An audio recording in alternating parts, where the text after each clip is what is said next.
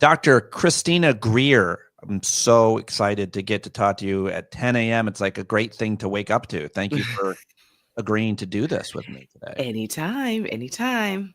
One of my all-time favorites. I've spent the last day or two just reviewing everything that you've been saying and talking about elsewhere. So I'm really happy to have you here to discuss it all. What makes you such an important, like, kind of person in New York City politics?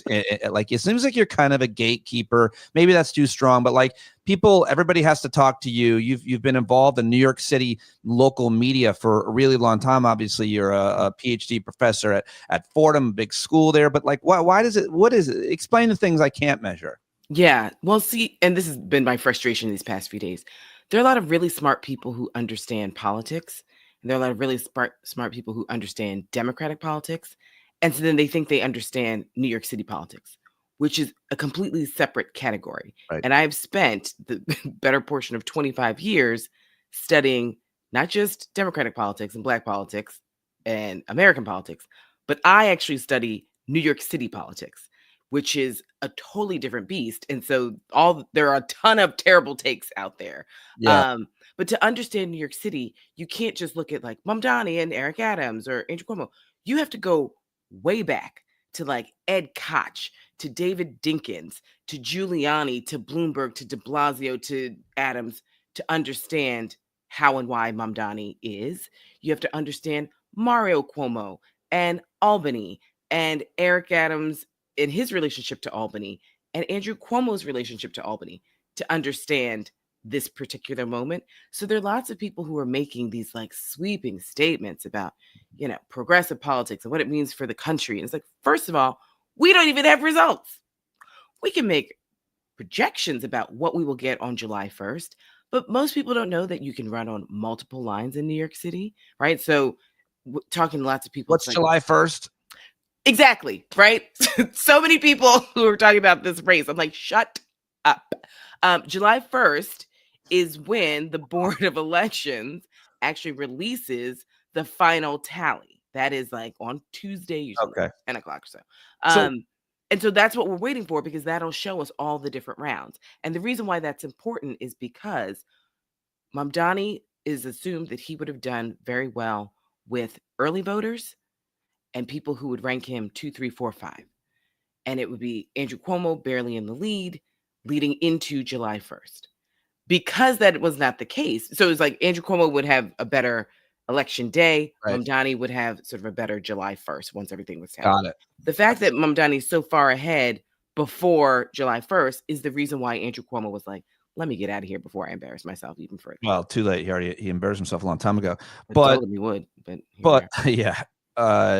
Despite the fact that everybody that thinks they know a little bit about politics is talking about politics as about this election, I feel like I'm surrounded by Andrew Yangs constantly.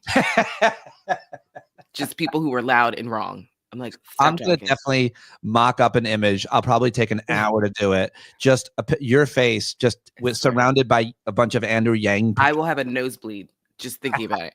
So despite that, though, it's not going to stop. But we'll just start here because I want you to take this on, obviously. It won't stop people, certainly Republicans, from extrapolating from this election and making this guy the face of the Democratic Party. Why is that fair or unfair, accurate or inaccurate? It's absolutely inaccurate. I mean, the mayor of New York is an incredibly important position, sure, but that does not sort of become a bellwether for the Democratic Party for the rest of the country. Fine, New York City is definitely not as blue and progressive as people say it is, right? We can be very purple. Don't forget, we had 20 years of Republican mayors, 2 Giuliani terms and 3 Bloomberg terms. We had a 3-term Republican governor in George Pataki right before Andrew Cuomo. So it's not as though we're this like crazy blue liberal bastion of, radical leftist politics by any stretch of the imagination. What it does say is it exposes the real rift within the Democratic Party, which is some people think we should just move to the middle and become kind of Republican light and status quo things. And then others are like, this is actually the time to be bold. And if we're Democrats, we should say we are big D Democrats and try something new. And so it was definitely, for me, I was unsure as to whether the electorate would say, because there's so much chaos and disorganization and ineptitude at the top of our government in Washington, D.C.? Do you just want stability at home? You kind of stick with like same old 66, right? So Andrew Cuomo, it's not going to change too much and things will kind of remain the way they are.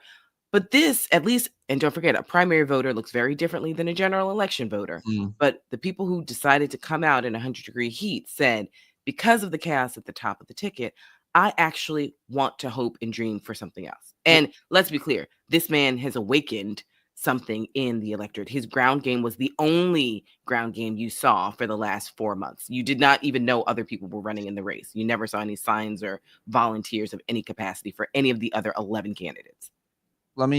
All right, let's talk about it. Let's get into the specifics of it because I think it matters for the rest of the country. Well, you tell me, why was there so much attention being paid to this election? Because it's the biggest city in the country, because it's it's the economic epicenter. So it is where trillions and trillions of dollars pass through every day. Yeah. It's where global leaders come, right? It's where the seat of the UN. I mean, the mayor of New York City in many ways is an American figurehead. This is why the shakeup with Eric Adams was so catastrophic for a lot of people. But here are 4 groups that sort of decide who a New York City mayor is. It's the business community, you can imagine, Wall Street, right? It's the real estate community, because we know that everything in this city is based on real estate.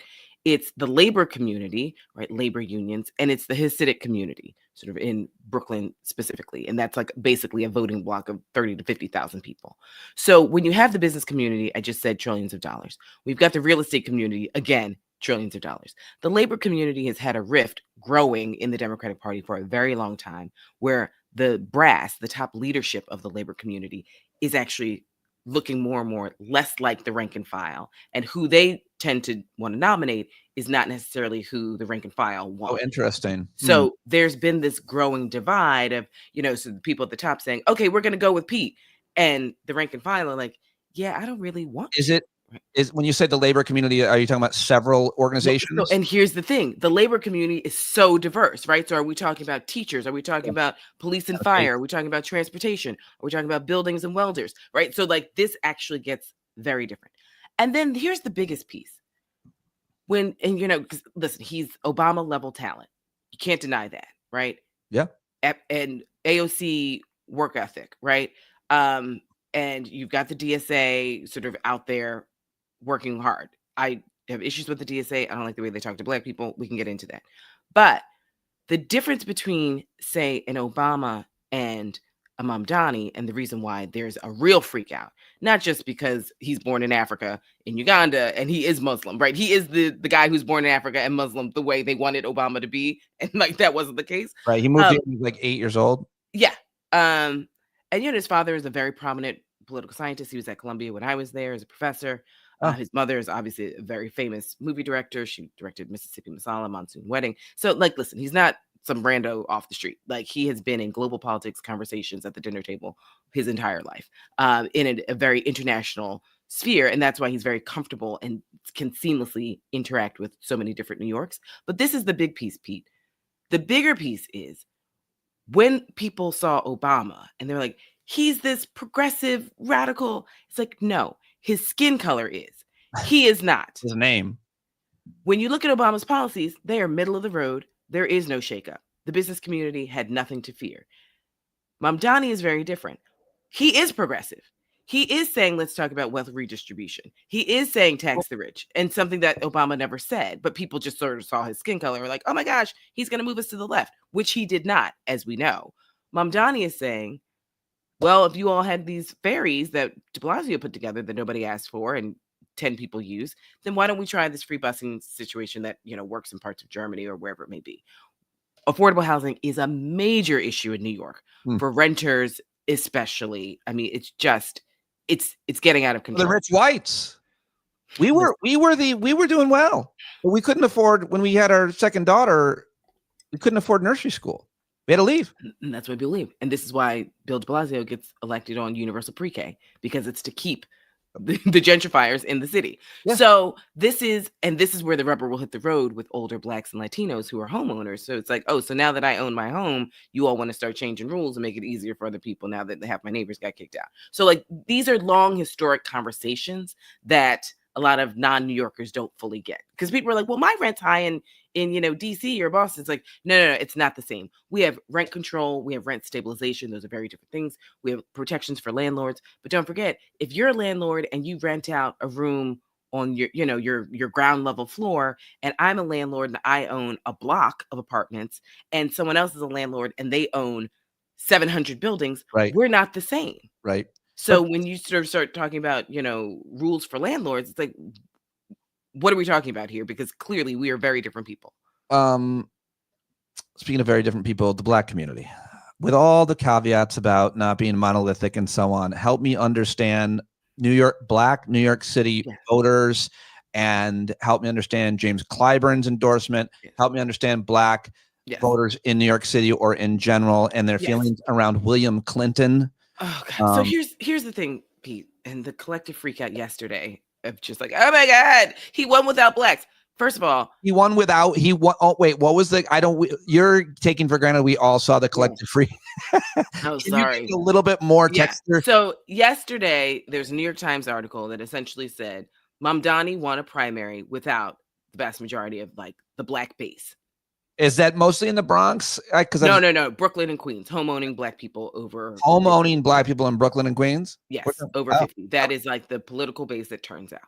Okay. And so they went with Cuomo. Not surprising at all. Do you think that someone my mother's age, my mom doesn't live in New York, but who's a homeowner who has known Mario Cuomo, and loved Mario Cuomo? People, don't forget, Black people loved Mario Cuomo. They know his son. James Clyburn, who they know, says go with Andrew Cuomo. Bill Clinton, who they know, says go with Andrew Cuomo. Al Sharpton tacitly is talking about Andrew Cuomo.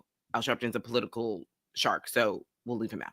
But Greg Meeks, leader in Queens, where you're a Black homeowner, he's with Andrew Cuomo. Every Black leader you know and respect says we're going with Cuomo. Why? Because Cuomo's going to win, because he's won several times before and he's been a thrice governor, and he resigned, but we're kind of over that. So we're going with Cuomo. Because you know Cuomo, or some 33-year-old Indian kid who has zero experience, has been in Albany for 25 minutes, and who maybe or maybe not, because he didn't do a ton of outreach, maybe or maybe not came to your church. But for a lot of people, he didn't come to their church. So they don't know him at all. Why would you vote for him? You're not a renter. So some of these issues don't matter to you, but also you don't know him. It's sort of that old line from Color Purple. I don't know her. I don't know her either. And if I'm Mamdani, I wouldn't go after the Black vote. I have 4 months to get as many people to vote for me on 1, 2, 3, 4, or 5, because it's ranked choice voting. I need to get over 50%. I do not have time to convert a 75-year-old Black woman who's been voting a particular way her entire life, to introduce myself to her, to convince her friends and her community, when every single person who's a thought leader, who's giving them shortcuts and cognitive cues politically, says to vote for Andrew Cuomo. I will talk to you after June 24th, but it makes zero sense for Mamdani to sit there and try and excavate the concrete that is Black people voting for Andrew Cuomo. Now, when you look at young Black people who are progressive, who live outside of Brooklyn and Queens, they did go with Mamdani. Some of them are in the DSA, the Democratic Socialists of America. Some of them are many of them are renters. And it's he's talking my language, right? Affordable housing, after-school childcare, free buses. I don't have a pension. I do a good city pension. I don't have a home yet. He is talking about the future. DC is crazy. This makes sense to me. So when you look at the numbers, and they're still coming through, but right now, Mamdani did better with, say, he got more votes from Black people than Adrienne Adams, who's the Black female speaker of the city council, who was in it, Zellner Myrie, who's the Black state senator from Brooklyn, and Michael Blake, who's a former legislator from the Bronx. So it's not like he got no Black people, right. But in November, he's going to need a lot of Black people. Eric Adams is going to stay and do some wild things, which I think he could. It's not going to be easy, but I think he could. Real quick. And he has to actually try. It used to be thought, and maybe you'll correct me on this, that whoever wins the Democratic primary is very likely, highly likely, almost guaranteed to win the general election in November. I feel like you're saying that's not necessarily not the case this year. And that's because even though he's on the Democratic line. Isn't Curtis Sliwa on the Republican line? Yes. Curtis Lee was that red beret wearing joke of a man who runs constantly. But in the past, we've had two things. So even though we have multiple lines and people can run as independents, it's mainly boiled down to sort of two people, the Democrat and Republican. The Republican candidate usually gets about 33%. It's symbolic. There are Republicans in the city, obviously, who just will never vote for a Democrat. So you can get by with, 60 some odd percent. It's not a big deal. No one's thinking about Curtis Lee, what he ran last time. This year, it's very different. So the scenario that we thought could and would happen, let's just say on June 22nd, 2 days before the election, is that Cuomo would narrowly win or narrowly lose the Democratic nominee. Cuomo has created his own independent line, like the Fight and Defend Party or something like that. Freedom and Defense Party. Some nonsense. You can just name it whatever. So the theory was Cuomo would run on his independent line. Mamdani would run on the Democratic line. Eric Adams already took himself out of the Democratic primary when he was going through his legal troubles and indicted. And so he has his own, it's like some super long name. He's absolutely in it. He's absolutely in it. The Post and the Wall Street Journal are behind him right now. And then there's Sliwa on the Republican line. So in the past, it was like Democrat versus Republican. One of them would win, right? And don't forget, we had 20 years of Republican leadership as the mayor of New York City. So it's not fait accompli that it's the Democrat. Now that Cuomo has utterly embarrassed himself and, the old folks, you should say, Mamdani beat him like he stole something, right? So he still could run if he wants to. He probably won't. Don't forget, he's 67. So if he became mayor, he'd be the oldest mayor in the history of New York City. We've had 110 mayors. So he would be the 111th oldest mayor. If Mamdani wins, he'll be the second youngest at 33. However, in ranked choice voting, which is in the primary, you have to get 50% plus one to be declared the winner. So on July 1st, we'll probably see Mamdani 50% plus one. In the general election, it is literally first past the post, as we call it in political science. The person who gets the most wins. And that means if there are tons of other people, and there's this lawyer who's like bad attitude, hothead, but he's also running as an independent. Total no names guy named Jim Walton. Nobody knows who he is. But for someone who's like, let's just say Cuomo stays in. I don't like Cuomo. Me Too, nursing home, COVID stuff, whatever, bad attitude. He's just a dick. That part. I don't like Eric Adams. Curtis Lee was a joke. Mamdani scares me. You've got this guy, Jim Walden, who's like, hey, I'm a lawyer, super well respected, terrible attitude, just runs hot. We interviewed him for this editorial board that I'm on. You can look at New York editorial board. It's on Substack. But if you don't know him, it's like, okay, well, he seems like a normal middle-aged white man with, a nice pedigree. So he's an option. So the votes are going to be diffuse. That's whether Cuomo's in or out. And Pete, that means, let's just say someone gets 26% of the vote and all the other votes are divided by all these other candidates. And those are just the top 5 that I'm talking about, not just randos that are on there who run all the time, who just make it onto their independent line. That means we could be electing a mayor of New York City with like 26% of the vote. Because if everybody else gets under 26%, then fine. Yeah. Okay. All fascinating and specific to New York, obviously. Just real quick, you mentioned the Hasidic community. They vote as a block. It matters in Brooklyn, and certainly the case here in where I live in Rockland County, New York 17. That's the case as well. You really got to get them. They vote together, as do a lot of unions and others. They do what they're told. They vote for a certain candidate. But yeah, I looked at the map, I think the day after the primary. It looked like the Upper West Side, where I used to live, which has a lot of Jewish folks, that they went for Andrew Cuomo. My question to you is, like, are Jewish voters, whether they are Hasidic, Orthodox, which is, very religious fundamentalists, or liberal and secular Jewish voters, going to get behind Mamdani? Because that was a really interesting, it's been an interesting campaign as a result of him being Muslim and all of the history around all of that, the way that he has been demonized and characterized and so on. I'm not sure what is accurate in terms of what he said or felt, but did seem like that moment on CBS with Stephen Colbert, he was pretty articulate and granular in his feelings about Israel and the rise in anti-Semitism. I don't know if that wins him anybody, but what will change with Jewish voters, and what are their thoughts about Mamdani now? Right. So the Upper West Side doesn't surprise us, right? Because they're going with who they thought was going to win, and they know Andrew Cuomo. And So that's fine. And obviously the Upper West Side is definitely not as liberal as people like to make it seem. I think Mamdani has been falsely, accused of being anti-Semitic. I think it's just during the second debate, every candidate was asked, where would you go immediately after, what's your first international trip as mayor? Everyone said Israel. I thought that was a pandering response. And he was like, I'm mayor of New York City. I'm going to stay in New York. Now, he's doing a few things to combat that. That's a funny answer. Right. And then, of course, they double down. It's like, do you support the state of Israel? It's like, calm down. Right. I mean, he can be the mayor of New York City and not want to go to Israel as his first order of business. So a few things. He and Brad Lander have co-endorsed one another. Brad Lander is Jewish. Brad Lander has a lot of respect within the Jewish community. Yeah. Brad Lander serves in many ways as a proxy of, this is my Muslim friend who's not anti-Semitic. I do think that even though we live, I think it is working. It's going to take some work. Does Brad Lander have he has the support of a lot of the Jewish community? Yes. All right. Yes. People are mad that he used to be way more progressive than he is, but it's like, he's running citywide. Give the guy some break. That's who I endorsed when I was part of that New York Times 15 New Yorkers talk about the race. I saw that. You're such an upper crust elitist. Yeah, of course. That's what everyone thought it was. So another thing.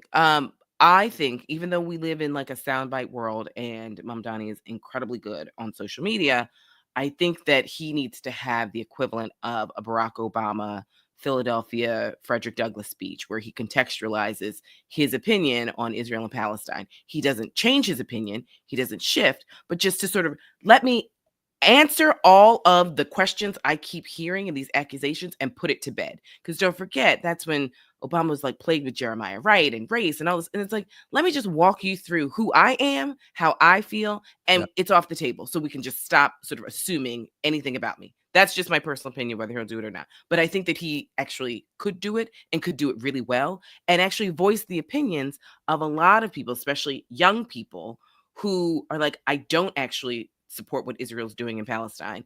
And also, I'm not an anti-Semite. And so he's gotten younger Jewish voters who are very nuanced about that. Yeah. He just needs to work on some of the older Jewish voters who I think are more susceptible to listening. Whether or not the Hasidic community feels that way, I can't call that one.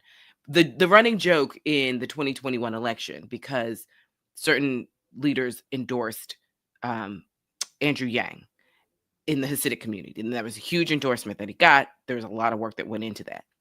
But as we got close, and Andrew Yang sort of imploded. Why? Because he knows nothing about New York City. But as we got closer to the election day, the running joke was, Andrew Yang's party was, in one borough and Eric Adams' party was in another.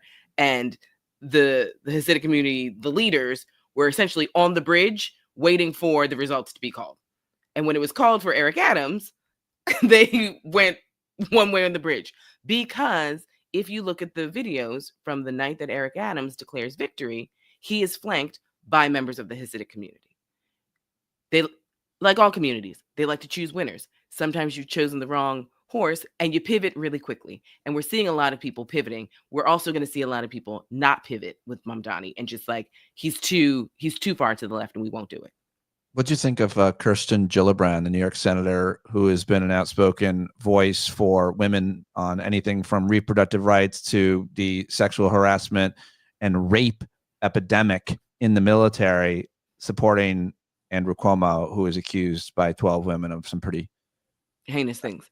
Yeah, I mean, I just think that this is all the more reason why so many people are disgusted by politics, right? So it's like, if you say you believe in these things and you fight for them every day, then why is it just because of party politics, you're going to put all of that to the side, right? I mean, this is sort of, when we talk about the winners and losers, City and State, for that's a great publication that if you're interested in New York City and New York State politics, they have a morning briefer that comes into your inbox, right? The City is a news organization that I'm a part of. That's what our podcast is through. I get that in the morning. I get City and State in the morning. I get Politico in the morning. And it just gives you a rundown.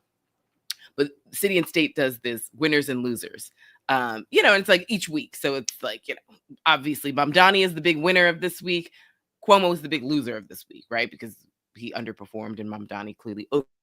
But I would also say Jessica Ramos, who was a mayoral candidate. She was the only Latina in the race, because obviously we have a very significant Latino population in New York. She's a state senator from Queens. And she was not getting traction for whatever reason. And she decided to cast her lot with Andrew Cuomo. And so many people, myself included, were like, how could you? Because so much of her narrative when she was campaigning, she would always say, I'm a survivor, right? Of domestic violence, of sexual assault. So if you're a survivor and you're saying this is why we cannot have Andrew Cuomo anywhere near Gracie Mansion, and then you pivot and say, I'm endorsing Andrew Cuomo, and we're, going, she endorsed him, he didn't endorse her, by the way. But she thought that she Well, might, get I, some sort of job in his administration. you and I both are pointing to the hypocrisy on that issue, of course. But as you said earlier, people want to support a winner. And then in the case I heard from a lot of people is like, well, maybe it's the case with this woman, Jessica Ramos. They supported Andrew Cuomo because if they didn't, he would punish them when he won. Like it's a pragmatic self-preservation. That's true of black voters in a lot of elections, obviously, and women and other, but they're being pragmatic. They're saying, I don't like this guy, but if I don't support him. He's the most vindictive politician we've seen in years. And so you get in early. You can't, with someone like Andrew Cuomo, you needed to endorse him and be with him from day one, because if you tried to get in late in the game, you're iced out. And this is, black voters are the most strategic voters. We have to vote how we feel, but also we have to also understand the capacity of white people. Let's be clear. We have a long history of white people voting against their own interests on issues where it's like, well, if it helps me, great. But if it helps them, no, thank you. So I'd rather have nothing than vote for these people. So black voters have to look at candidates, especially candidates who talk about redistributive policies. And it's like, white people aren't going for that by and large. So like, we have to be strategic. I mean, this is like, these are my feelings. Like we literally have thousands upon thousands of books that have said this very thing, right? And so that has been kind of white policy, and that's the strategic choices that black voters have to make when they're choosing people.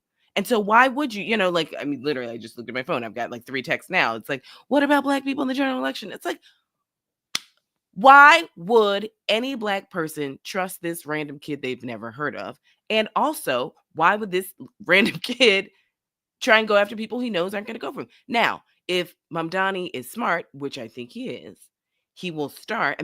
I just got a text yesterday. He's going to be with Al Sharpton on Saturday at NAN, the National Action Network, as the first time in Harlem since he's the presumptive nominee. He's not stupid. Like, he now recognizes, listen, that man, I call him the Phoenix. He rises every day, all day.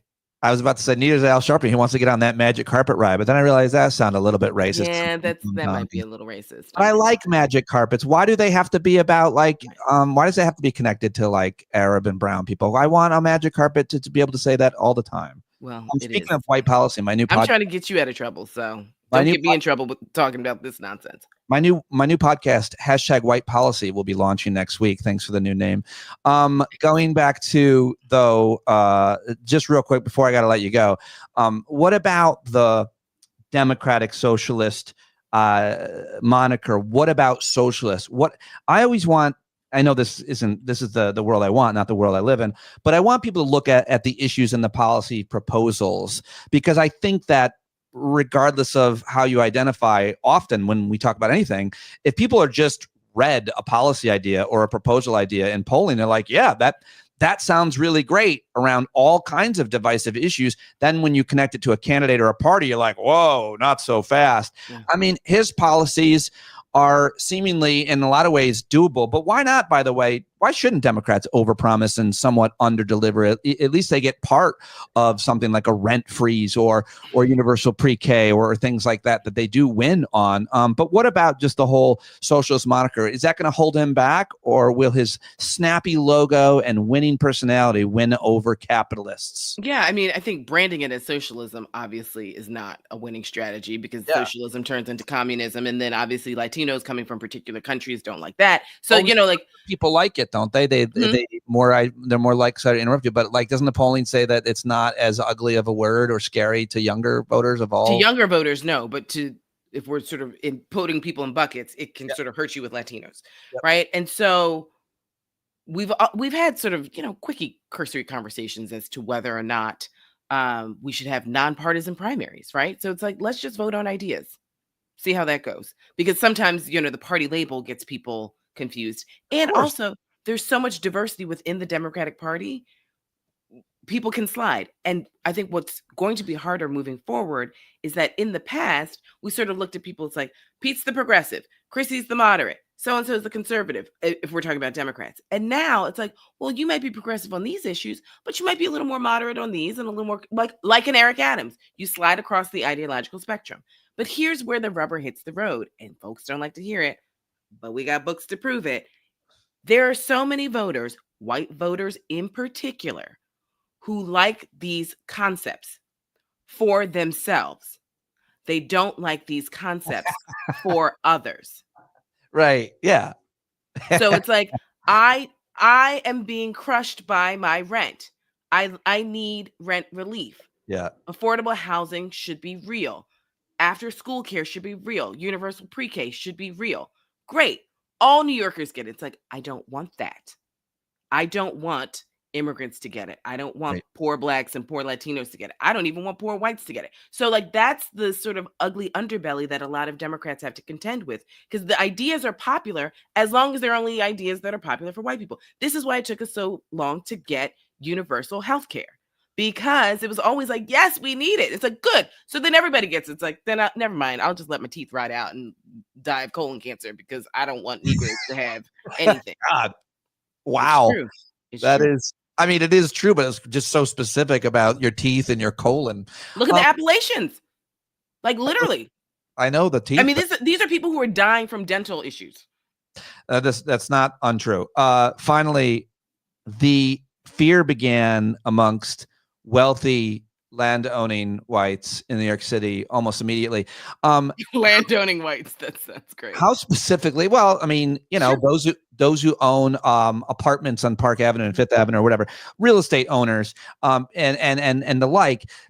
Wealthy people in general, if they make a lot of money, if their income is very high, because they all think that Zohran Mamdani is going to raise their taxes to pay for all these other programs. And, when you look at it, whether it's a nationwide policy or a state policy, or in this case, a city policy, how much more are they actually paying? So I've seen some different figures and so on, but I would imagine that the vast majority of these really wealthy people are not going to be, no proposal has them paying that much more on their top earned dollar or their own wealth and investments that would actually make them leave. Like it's a very small amount of money, and so it's a fear tactic often that gets raised. It's like the estate tax, the death tax. A whole bunch of conservatives. These people aren't going to Jersey. They're not going to Connecticut. Are Here's you the sure? thing. Yeah, because they threaten. That's been their bargaining chip to sort of keep everything the way they want it. Everywhere, though. Yeah, all the time. Right. And so here's the thing. It's like, you're not leaving. You will get your way most likely in some capacity. But this has always been the threat that, it's like, it's too much. And, we'll pack up our marbles and go. I mean, here's the thing. It looks good for Mamdani because he is a once in a generation candidate. However, if we thought Michael Bloomberg putting in $8.3 million to a super PAC for Cuomo was a lot of money, we ain't seen nothing yet. The millionaire and billionaire class has already started having conversations about, like, how do we shut down this cute little experiment that the Democratic Party is playing with? Let me ask We you don't like it. a quick question about that. Money in politics, Citizens United, all that stuff. I used to make this argument about how influential it is, but now I start to feel, I don't know if there's data on this, that if you have all of the money, Elon Musk, you can still absolutely lose your election because of the candidate and because of the candidate's brand and campaign. Dude has the best campaign since AOC or Obama or whoever, and is the best candidate. So spend $1 billion against him. He's got a fucking awesome logo and Instagram. He's great at walking around and talking and doing interviews and getting all kinds of people to support him. Like, if I've got all these celebrities who have millions of Instagram followers endorsing me, does it matter if I've got some billionaire hedge fund guy buying me a TV ad? Who's watching TV ads? Right. Well, see, and this is a great point, Pete, Thank because Zoran has a groundswell with volunteers, whereas in the past, we're seeing analog and new media digital buttress. right? Andrew Cuomo came with an analog campaign, which is, I got a lot of money. And first of all, he came in late. He ran a terrible campaign. He ran a coronation. And so that's on him. But even if he didn't, he was a flawed candidate. It should be He mentioned. is super. But like he also came in really late. Right. And so the thing is, what we're seeing, at least for now, and if other candidates sort of follow suit, it's like, well, money, definitely, listen, money's not a bad thing Yeah, if you're running for no, office, of course. but it isn't actually a voter, right? And so what Mamdani did was like, I don't, at the time, in the beginning, he didn't have a lot of money, right? He started with $0. So it's like, well, I need to get manpower, right? I need to get young people. This is the same playbook of Obama. It's like, I'm going up against the Clintons plural, right? Bill Clinton, who has a Rolodex since his days in Arkansas. Obama, you were a senator for 20 minutes before you ran for the presidency, literally. So it's like, right, I need young people who don't have kids, who don't own, right, who have jobs that, are a teeny bit flexible, whatever it may be. And that's actually how you do it. Now, how Mamdani utilizes the summer when people are outside, right? He walked the length of Manhattan to talk to people. Andrew Cuomo is in his car and like literally on the hottest day, people in his car because it's like, I can't even be talking to these voters, right? Mamdani's on the subway talking to people, right? Andrew Cuomo couldn't tell us the last time he was on the subway. So these are the differences where actually, if it's about turnout, this matters. This is also youth versus age, right? Andrew Cuomo was thoroughly disinterested in doing the hard work of campaigning. So how campaigns are run right now, we're in this moment of a shift. And it's not just the shift in the candidate selection and the messaging, it's also the shift. Like I'm teaching a campaigns and elections class. How I teach it and I usually try and teach it during election years, no matter what kind of election years. So I haven't taught it in a few years. How I teach this class now with the changes in technology, right? When I first taught this class, there was no Instagram. There was no, literally, they didn't exist. So I'm talking about mailers. Let's talk about mail. Right. Let's talk about the TV, not the ad that pops up while you're on Instagram. The biggest sort of crazy ad that I talked about was the one where you could get an email when Obama was running the second time, and I would type in Pete, right? And so there was a man that would sort of say like, hey, Pete, you didn't vote. If you don't vote, Pete, Obama could, not win re-election. And it's like, it was so, antiquated, but it was super cool because they were saying Pete's name. Now people have made songs already, right? I mean, let's put it this way. My therapist many, many years ago said that you need to have your own friend groups in every single age group, every single age decade, right? 20s, 30s, 40s, 50s, 60s, 70s. And if you're lucky, 80s and 90s, which I genuinely try and do. These are not my parents' friends. These are my friends, right? I have like my ladies who are 70-something years old. We have Zoom meetings. It's great. And I'm the cool, hip Chrissy, and I'm the one who calls Ubers when we're together, and I'm the one who knows all the things, and it's so great.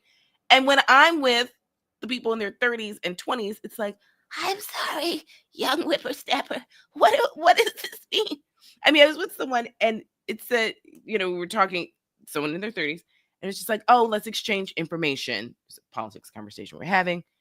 And I was like, oh, I'm fiddling with my phone. This man takes my phone and in literally 3 seconds has all of their, because I'm backspace, my nails. Like, it's just like, no.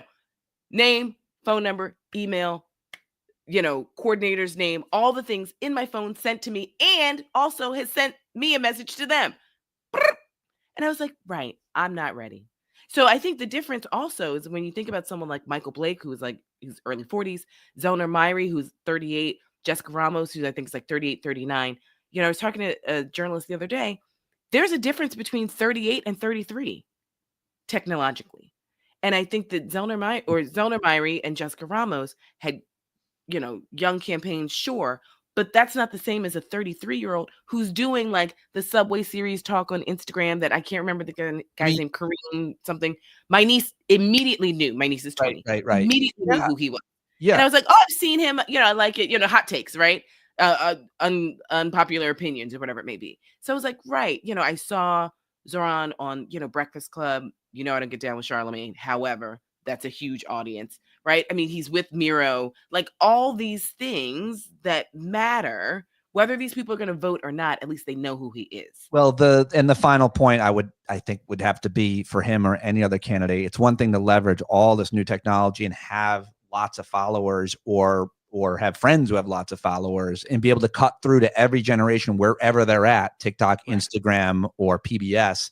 But when you're as smooth of a character as this cat is, he's like AOC. He's like, think of other men, think of other women, whoever you want, but like the dude can go anywhere. I think Pete Buttigieg is good. He can go in any space, from the Breakfast Club, from a black space to a white space, from an internet space to a town hall, and he can meet people where they're at in such a charismatic, likable way. That's what this guy seems. Well, I will say this. When he was on my podcast, and we were talking about this, he was a rapper beforehand, right? He really was a rapper, or he did a rap? Like he actually was. Like he was like trying to sell CDs, right?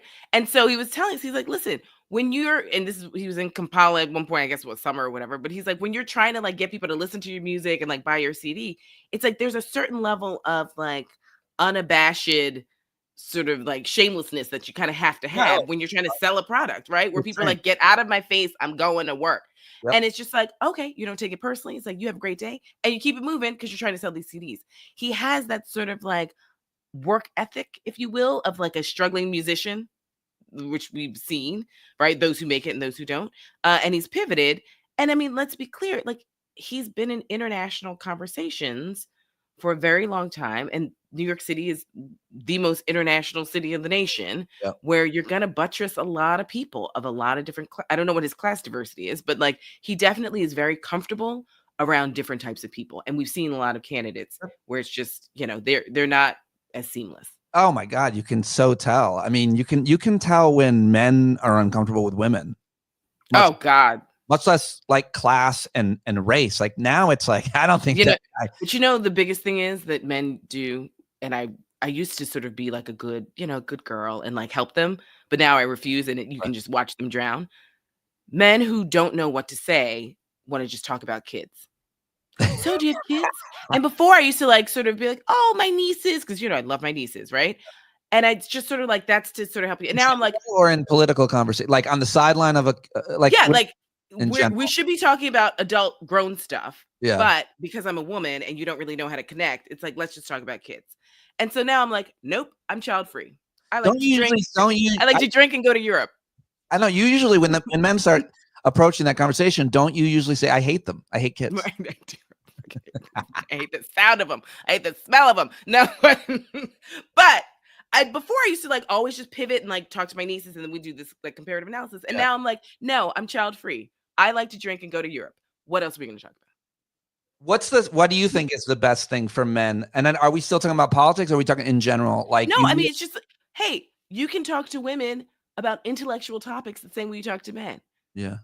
Like, especially when I'm talking about kind of like this MSNBC green room that we know of. Yeah.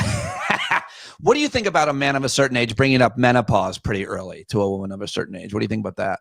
I don't know. I'm here to talk about it. I'm like, I told my mother, I was like, I'm bringing a class action suit against every woman born before the year 1955. Yeah. You all said nothing Maybe about how crazy this era is. And nobody's in the same era. Like, we're all going through different things. Either you told me that, or if some other woman told me that, it's even more frightening, because it's a collective view that women of this generation, of our age, between let's say 40 and 55 or 60 or whatever, like we're not told about or educated. It was it was something you didn't talk about. And now we need to free the menopause. Yeah. Well, I mean, listen, some women are burning up hot. Some women are freezing cold. Some women have zero sex drive. Some women have the sex drive of a 14-year-old boy. Like, some women feel like they're going crazy. Other people have memory loss. Like, other people have hair loss. My nails are growing like a raccoon. Like, I have to get them clipped every month. I'm like, I've never had long nails before. And now I'm just like running around. I'm like, What is happening? Some people lose weight. I'm like, this is not my fighting weight. How all of a sudden am I like not eating and I'm just like gaining weight? Like hormones are everywhere. So, people aren't talking about this stuff. And I think more and more women are like, yeah, shut it down. Do you think it's weird that I walk up to women of a certain age and just be like, what are your progesterone levels? Do you think that's too much? You're a weirdo. But I mean, also this is, being in your 40s is also such an interesting age group because you have women who are still trying to have kids, right? So it's like IVF and like really, really trying. You have women who are like, oops, how did I get pregnant? I'm 45. Like, then you have people who have kids who are going to college because it's like they had kids super early. I knock on wood, I have both of my parents. You have both of your parents. We spend as much time with them as we can. I know you and your dad have like, fun times in nature. I have some friends who have no parents. I have been very serious. I'm like, I have to be a lot more intentional, sort of starting in the fall because the summer is always kind of crazy. But like, I'm starting a totally different like savings account that's strictly for like emergency plane tickets and hotels. Because like, listen, when my friend's parents start passing, I'm going to have to fly and get a hotel and get a car, and basically drop 2-3 grand for 36 hours because I have to be there. Right. You don't have to be there. You don't have to be there. Listen, you have to be there, but you don't have to be there. I mean, that's a lot. That's so thoughtful that you would actually. But certain best friends, abso-freaking-lutely, because their parents are like, a you have second set of so my parents. many. You have so many friends. It's so hard Yeah, to I know, compete with but your other friends. there's no I'm just like a parent. I have love. I have enough love for everyone. I do. But it's like, listen, I told you, I'm a vacation consultant. I am a wedding planner. I'm a divorce Sherpa, but like I'm really good at a funeral too, because it's like the goal is to have you think about as little as possible. That's very thoughtful. That's a very. I told you when my bestie's mom's passed, and I was like, your job is to carry the urn in the car. I do everything else. The day of the funeral, I'm washing the car, I'm washing the clothes, I'm ordering food, I'm getting everything together. I fall down her stairs. Oh God. Shake the entire house, like wipe out, total wipe out. I'm still feeling the effects of it, but the adrenaline was so much. If it were any other day, I would be like, let's swing by the hospital because I jacked myself up. You rolled out and just carried on. Hey, listen, she came out of the room. It was like, girl, we don't have time for this. I gotta go bury my mama. I was like, I know. I like jump up. I'm like, we don't have time for this, Chrissy. Get up. So I literally fell from the top of her stairs on the second floor. Wipe out. Because I was literally like 7 chores ahead. And I misjudged. What is it? Where did you? I always feel like you have some elder or some experience that teaches you. Like, where do you get that commitment to show up for your friends' parents' funerals? Like, what's that? Because it's like one of my best friends. I know, but in general, people. This is like, here's the thing. This is the worst day of her life. I know. Hold on. You're not. It's the worst day of her life. Of course, I get it. Okay. I need to do whatever I can do to make this. It's still gonna be the worst day of her life, but to do what? Do you want to laugh? You want to hug? You want whatever it is, but you shouldn't have to think about anything besides what you feel like thinking about. I like it. I'm gonna try and get you to eat something. You probably won't. That's okay. You don't need to be ironing your dress. That's my job. You don't need to be cleaning your car. That's my job. You don't need to be picking anything up. That's my job. I need to also be a gatekeeper because some people don't respect boundaries on someone's worst day. So it's like, why are you calling her for whatever it is? No, you don't get to talk to her. You ask me because I might tell you, you got to go do it yourself. Get off the phone. Right? So this is just, I don't know if it's like a Black woman thing. I don't know. But this is how people show up for one another. Especially like, a sign of a good friend is like, I'm not here just for the parties, which, I love the parties and the vacations. But like, if we're family, which my friends I consider our family, then this is what we're going to do. If you would like to apply for friendship, she has a form. I do give certificates. You can fill out the form. I said 30 minutes. You have way more important things to do. Thank you very much. I have a train to catch. I appreciate you very much for stopping by, and thanks everybody for stopping by. Chrissy, go. I'll say. I'm going out. Okay, go. Okay, right, there she goes. Bye, love. Leaving. Bye. There she goes. The best. She's the best. She's really one of the best people to talk to about anything. I know. We all need a friend like Dr. Greer. But also, maybe you can be that friend. That's what I've learned a lot from her because she is a good friend to me. Sometimes you have good friends in your life, people in your life, obviously, hopefully, lots of times that do things or say things that are things. And then you say, you know what? I'd like to be more like that. And maybe it won't be just like that. But I always learn, I feel like every time I talk to her, I learn how to be a better person in some way or another.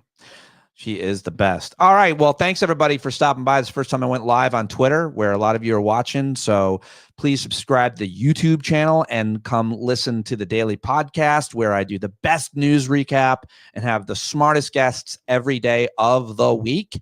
And if you want to support my work, patreon.com/Pete Dominic and become a member of our community, which is amazing. Amazing group of people. I host hangouts every Monday and Thursday night, and they are magical, especially in this chaotic world, to be reminded about how many great people there are, moral, thoughtful, hilarious folks. So sign up and become a member of our community, patreon.com/Pete Dominic.